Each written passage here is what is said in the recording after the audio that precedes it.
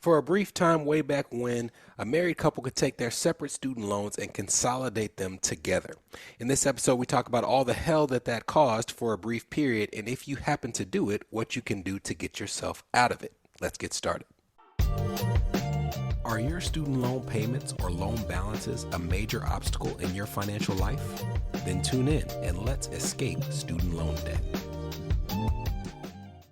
Hello, my name is Brenton Harrison of Escape Student Loan Debt and your host for the Escape Student Loan Debt podcast. This is the first episode of our podcast for 2024, and I hope that you guys are having a good new year so far, or a happy new year so far.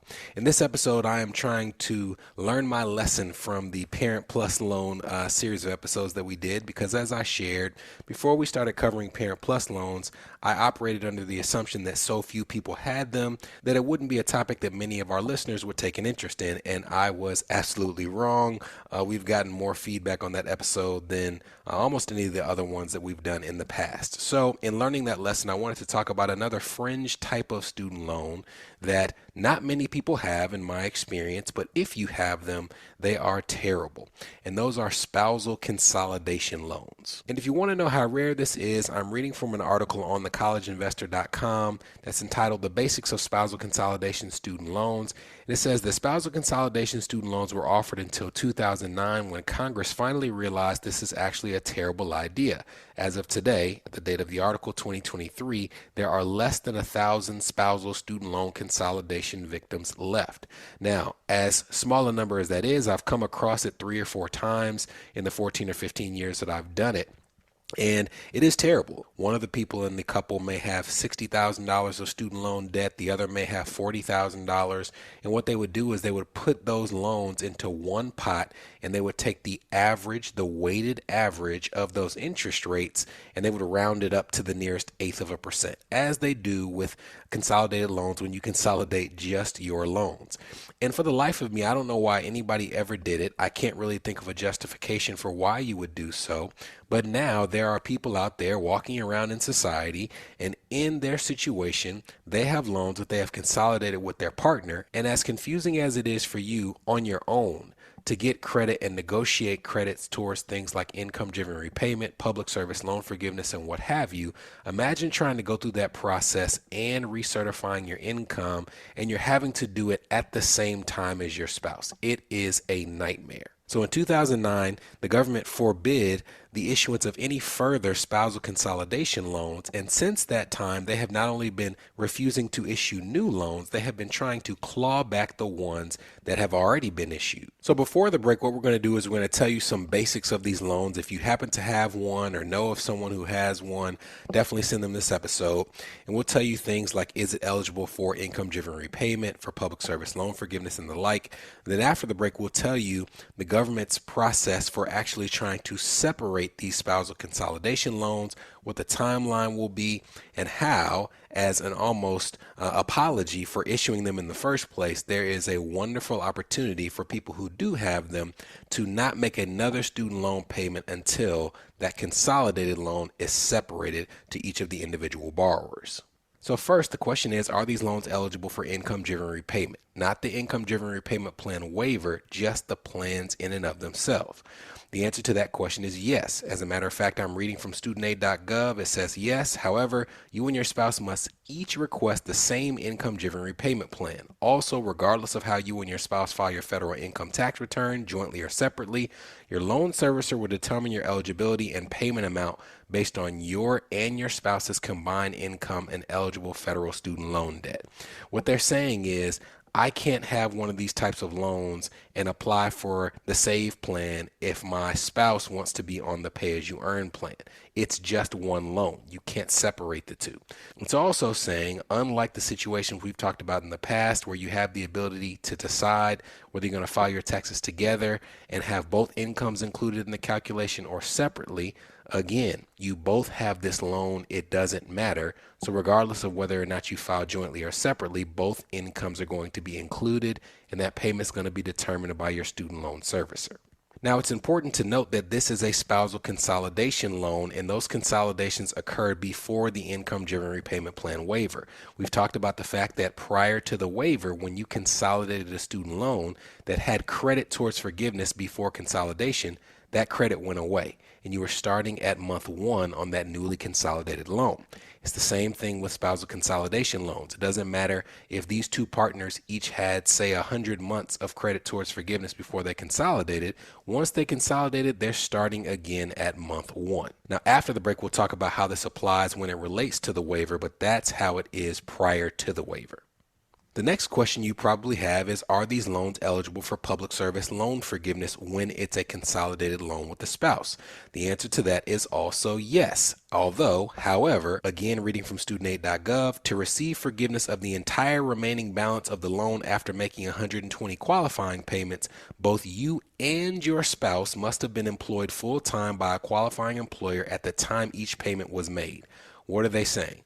They're saying that if I want on a spousal consolidation loan to get public service loan forgiveness, I can't be the only one working for a nonprofit. Both myself and my spouse have to be working for a nonprofit or a government entity at the time that each qualifying payment was made. So it doesn't just mean that we each have to have 10 years worth of credit. It means that that 10 years worth of credit had to line up at the same time, because if I worked for an eligible employer at a month that she didn't, that payment didn't count. We both have to be employed by eligible employers at the same time. If only one of you meets the employment requirement, only the portion of the remaining balance attributable to the original loans of that spouse would be forgiven. What does that mean? It means that, let's say that before we consolidated our loans, that again, I owed $60,000, my wife owed $40,000. Well, when we combine them and owe $100,000, that means that 60% of the original pot was taken up by my loans. What they're saying is, if in the future we have a consolidated loan and I've been working for 10 years worth of credit and I apply for public service loan forgiveness, they're only going to forgive 60% of that spousal consolidation loan, because that's the portion that is attributable to my debt. So as you can see, this is really dumb. It makes no sense for people to have these loans. It makes no sense for the government to have ever offered them. It's definitely highway robbery. So after the break, we're going to tell you the mea culpa that the government has done, the efforts that they're going to make to separate these loans, and the opportunity they're going to give to people who have them to make sure that they don't have a payment until that process is completed. This is the Escape Student Loan Debt Podcast, a show for established professionals whose student loan payments or loan balances are impacting their marriage, their business, their credit, or their dream of achieving home ownership. We'll be right back. Are you interested in learning the tools and techniques we use to get student loans forgiven, reduced, reorganized, or expedited? Well, great news. We're currently updating our flagship course, Escape Student Loan Debt, to reflect the current changes in the student loan landscape.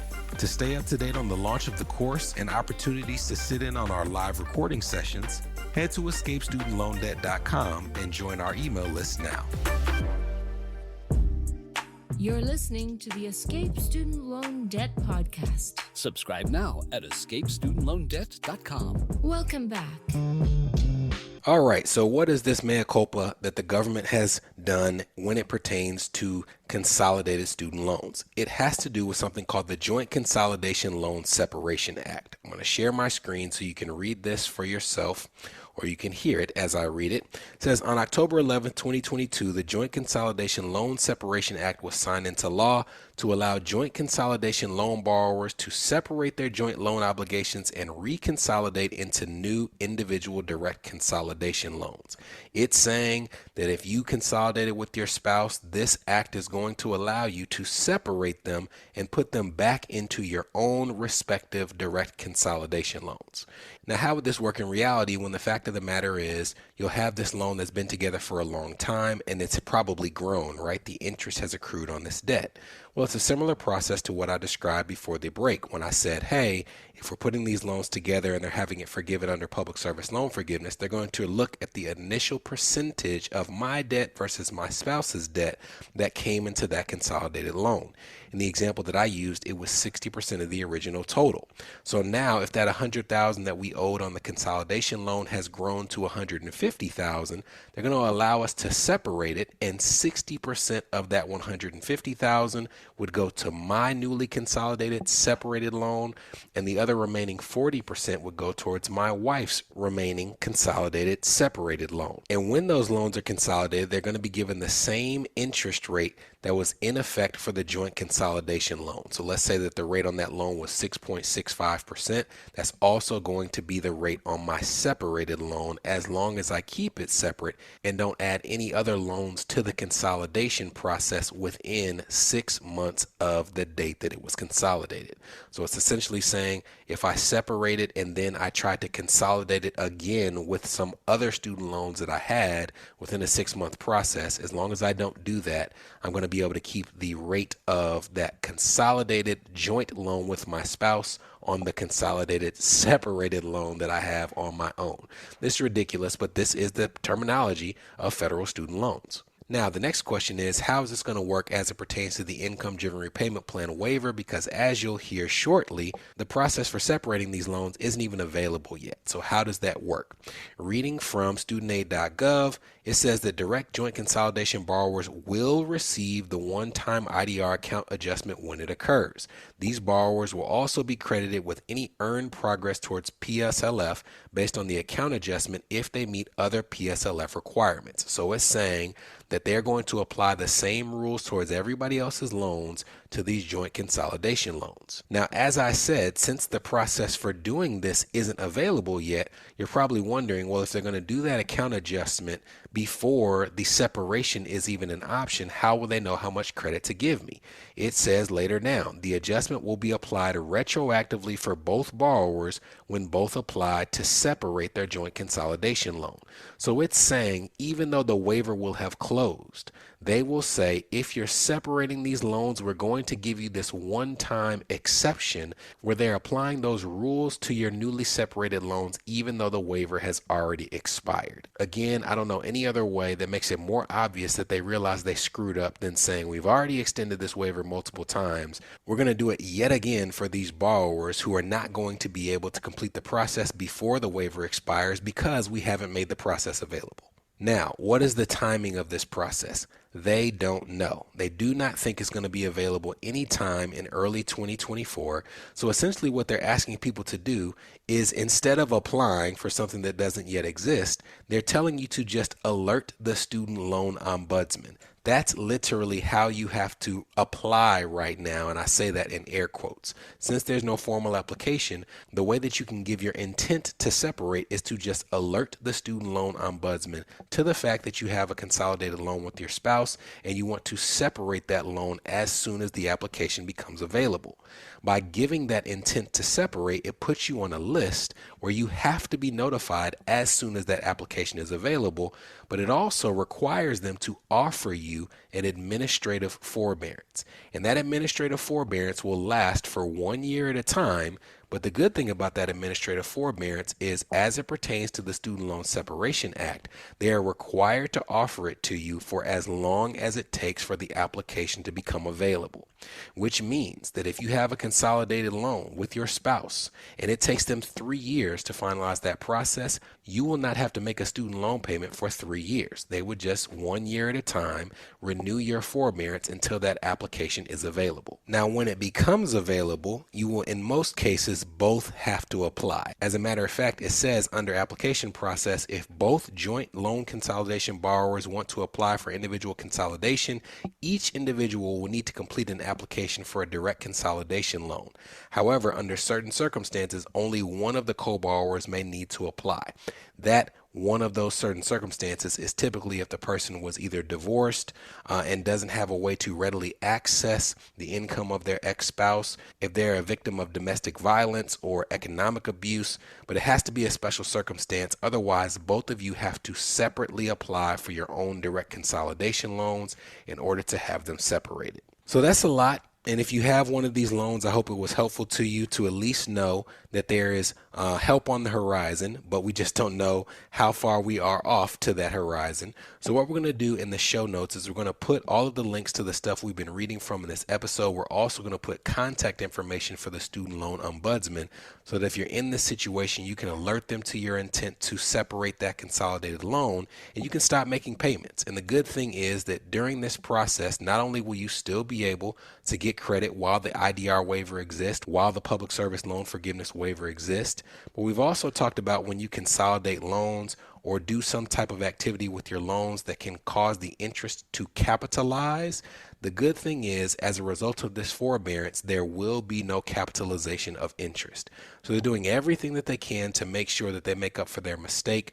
We're going to do everything we can to give you the information you need to be in that number that gets that administrative forbearance. I know this was an odd episode to start the year, but again, this is something that's been coming up, so we wanted to make sure we cover it. And the next time you hear from us, we'll be doing a much more general episode, but we hope that you will stick with us and see us in 2 weeks. Talk to you then. From Escape Student Loan Debt, this was the Escape Student Loan Debt Podcast, a show for established professionals whose student loan payments or loan balances are impacting their marriage, their business, their credit, or their dream of achieving homeownership.